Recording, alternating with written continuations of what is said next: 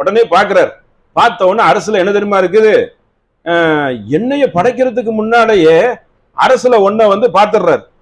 அது என்னத்தை பார்த்துட்டாரு, பார்த்த உடனே அதுல எழுதி இருக்கு, லாயிலாக இல்லல்லாஹு முகமது ரசூலுல்லாஹு. டக்குன்னு பார்த்துடுறாரு. யாரு? ஆதம் நபி. பார்த்த உடனே அவர் கேட்கிறாரு, எப்படி கேட்கிறாராம் பாருங்க, அல்லாவே அதுக்கு முன்னாடி அவரை படைச்சு வச்சுட்ட, அப்போ உங்க என்னன்னு கேட்டேன்னா, அந்த அரசை வந்து நான் நோக்கி பார்த்தேன், அதுல பார்த்தா லாயிலா இல்ல முகமது ரசூலுல்லாஹ் எழுதியிருக்கு, அதனால நீ வந்து உனக்கு ரொம்ப பிரியமானவர் அவரு என்று நான் தெரிஞ்சுக்கிட்டேன். ஏன்னா இதை வச்சு நபிகள் நாயகத்துக்கு புகழ் பாடுகிறங்கிற பேர்ல வந்து ஒரு பெரிய ஒரு கட்டுக்கதைகளே வைத்திருக்கிறாங்க. அதுக்கு ஆதரவு இந்த ஹதீஸ் தான்.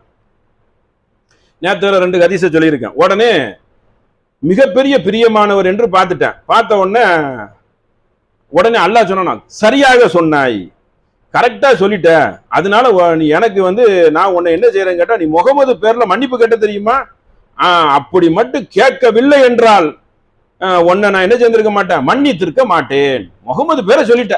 எப்படி எப்படி கொண்டு வராங்க தெரியுதா, அங்க ஈசா நபி பேரை அப்படி டெவலப் பண்ணி முகமது நபி பேரை சொல்லிட்டேன்னு வச்சுக்கிறீங்களேன். அப்படி வரம்பு மீறி புகழ்றது, இங்க வரம்பு மீறி புகழக்கூடாதுன்னு நபிகள் நாயகம் அவ்வளவு அடப்பு போட்டு போயிருக்காங்க, அது வேற விஷயம். அப்ப அப்படி சொல்லி வந்து நம்ம மன்னிப்பு கேட்கணும்.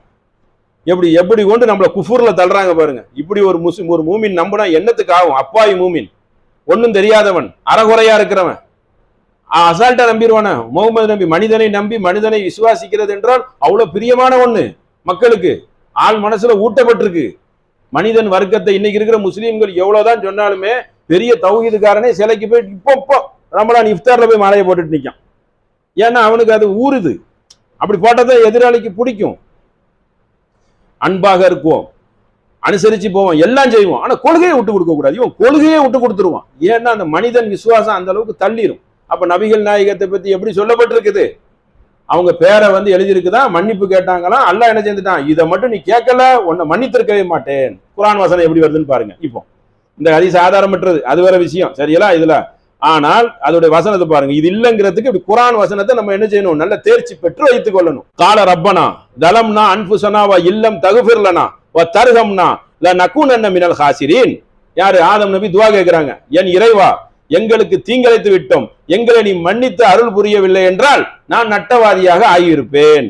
நாங்க 2 பேருமே என்ன செய்திருப்போம், நஷ்டவாதியாக ஆகியிருப்போம் என்று அல்லாஹ்விடம் துஆ கேட்டது இந்த ஒண்ணு இல்லை. இதே மாதிரி நிறைய சாம்பிளுக்கு ஒண்ணு. அப்ப அல்லாஹ்ட்ட மன்னிப்பு கேட்டு அல்லாஹ் மன்னிச்சிருக்கன்னு சொல்லத்தக்க நபிகள் நாயகம் பேரை கேட்டு நான் மன்னிப்பு கேட்டேன்